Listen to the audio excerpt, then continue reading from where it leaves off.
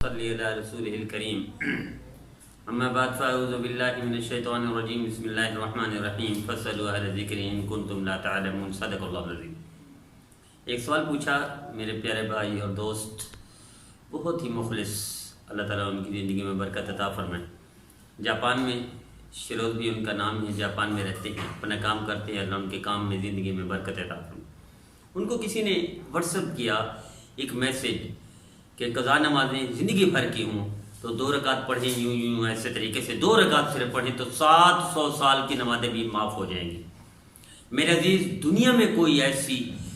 دنیا میں قیامت تک کوئی بندہ ایک حدیث پیش نہیں کر سکتا کہ 2 رکعت کے بدلے میں 700 سال کی نمازیں معاف ہوں۔ قیامت تک کوئی آیت پیش نہیں کر سکتا، کسی تفسیر میں پیش نہیں کر سکتا، کسی فقہی کتاب میں پیش نہیں کر سکتا۔ من گھڑت کتاب میں من گھڑت بات سے، من گھڑت مسئلے سے پیش کر سکتا ہے، باقی دنیا میں ایسا نہیں ہوتا۔ اگر ایسا ہوتا تو اتنا چھوٹی سی ایک نماز کے بدلے میں نبی کریم صلی اللہ علیہ وسلم ارشاد نہ فرماتے من ترک الصلاۃ متعمدا فقد کفر، کہ جس نے نماز چھوڑی جان بوجھ کے وہ کافر ہو گیا۔ بلکہ حضرت موسیٰ علیہ السلام کے پاس ایک عورت تھی کہ مجھ سے زنا ہو گیا ہے، بچہ پیدا ہو گیا اور پھر میں نے اس کو قتل کر دیا، تو وہ غصے میں آگے چون نکل جاؤ کہ ایسا اللہ کا عذاب نہ آ جائے۔ تو پھر وہ چلی گئی روتے ہوئے، وہ تو معافی مانگنے آئی تھی، توبہ کرنے آئی تھی۔ تو اللہ نے رحمت کا فرشتہ بھیجا، یعنی جبرائیل کو بھیجا، جبرائیل جاؤ موسیٰ علیہ السلام کو بتا دو آپ نے اس بندی کو ناراض کر دیا، مایوس کر دیا، فبعزت و جلالی، مجھے میری عزت و جلال کی قسم آپ کو بتاؤں اس زانیہ اور قاتلہ عورت سے بڑا مجرم وہ مسلمان ہے جو جان بوجھ کر نماز چھوڑتا ہے۔ اتنا بڑی سزا نہ ہوتی، اگر اتنا آسان ہوتا تو بالکل غلط ہے، من گھڑاتے قطعاً اس پر اعتبار نہ کیا جائے، نہ یقین کیا جائے کہ ایسے 2 رکعت کے بدلے میں زندگی بھر کی قضا نمازیں معاف ہو جائیں گی، ایسا نہیں، جھوٹ ہے۔ اسی طرح کسی نے پوچھا کہ فطرہ عید سے پہلے، جی بالکل عید سے پہلے دے دے تاکہ غریب کی عیدی، بچوں کی عیدی ہو جائے یا کچھ حاصل کر لے، کچھ اس کا فائدہ ہو جائے، گھر کا چولہا روشن ہو جائے۔ اسی طرح پرویز صاحب نے نواب شاہ سے، انہوں نے فرمایا نظر قدم یاد رکھیے گا پرویز صاحب، نواب شاہ سے آپ تعلق ہے آپ کا، اللہ آپ کو نظر بد سے محفوظ فرمائے اور قبولیت عطا فرمائے۔ چاروں کل اس کے اول آخر میں وہ پڑھیں فاتحہ اور آیت الکرسی، چاروں کل اول آخر فاتحہ اور آیت الکرسی پڑھ کے آپ ہر نماز کے بعد 3 دن دم کریں، نظر بد سے آپ محفوظ ہو جائیں گے انشاءاللہ۔ آپ تجربہ کر کے لے کے گارنٹی کہہ رہا ہوں، آپ مجھے پھر بتائیں 3 دن کے بعد رزلٹ بتائیں۔ پرویز شاہ صاحب سے،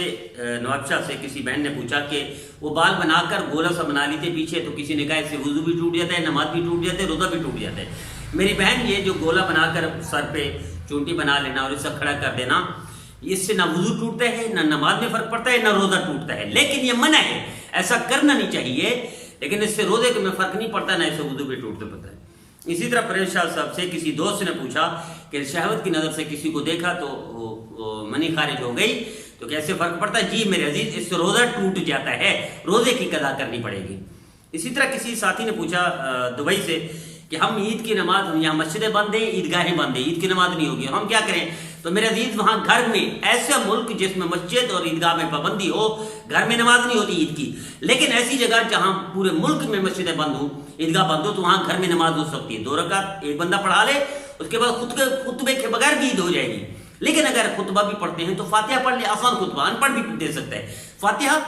1-2 سورتیں پڑھ لیں، قل اعوذ برب الناس پڑھ لیں یا قل هو الله احد پڑھ لیں، اس کے بعد ایک حدیث پڑھ لیں انما الاعمال بالنیات، پھر دوسرا خطبہ بھی اسی طرح پڑھ لیں، آپ کی عید کی نماز ہو جائے گی۔ اور صرف 6 تکبیریں، 2 رکعتیں تو 6 تکبیریں زائد ہیں۔ پہلی رکعت میں فاتحہ سے پہلے ثنا کے بعد 3 تکبیریں زائد ہیں، اور دوسری رکعت میں رکوع سے پہلے 3 تکبیریں زائد ہیں، آپ کی نماز عید ہو جائے گی۔ گھر میں پڑھ سکتے ہیں، لیکن اگر پابندی ہو مسجد میں، وگرنہ نہیں ہوتی، یاد رکھیے گا۔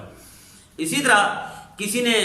وہ پوچھا کہ رمضان کی برکت کس کو ملے گی، بخشش کس کو؟ یاد رکھیے گا، رمضان کی برکت اور بخشش اس مسلمان کو ملے گی جس کا دل صاف ہو مسلمانوں کے لیے، جس کے دل میں نفرت نہ ہو مسلمانوں کے لیے، جو والدین کے نافرمان نہ ہو، جو رشتہ داروں سے قطع تعلق نہ کرتا ہو، اس کی بخشش بھی ہو جائے گی، اس کو برکت ملے گی، ورنہ برکت نہیں ملے گی، بخشش بھی نہیں ہوگی۔ اسی طرح میری ایک درخواست ہے، ایک التجا ہے، یہ جو ہم عید کی شاپنگ کر رہے ہیں، خریداری کر رہے ہیں، اللہ کی رضا کے لیے بڑے شاپنگ مال سے نہ لیں، چھوٹے چھوٹے دکانداروں سے لیں۔ شاپنگ مال بڑے وہ ارب پتی ہوتے ہیں، کھرب پتی بننے کے لیے کاروبار کرتے ہیں، چھوٹے دکاندار اپنے گھر کا چولہا جلانے کے لیے کاروبار کرتے ہیں۔ آئیے میں اور آپ مسلمان کا ساتھ دیں، ہم اس کے بھرپور تعاون کریں، چھوٹے دکانداروں کے ساتھ چیزیں خریدیں تاکہ اس کے گھر کا چولہا جلے اور روشن ہو۔ اللہ مجھے آپ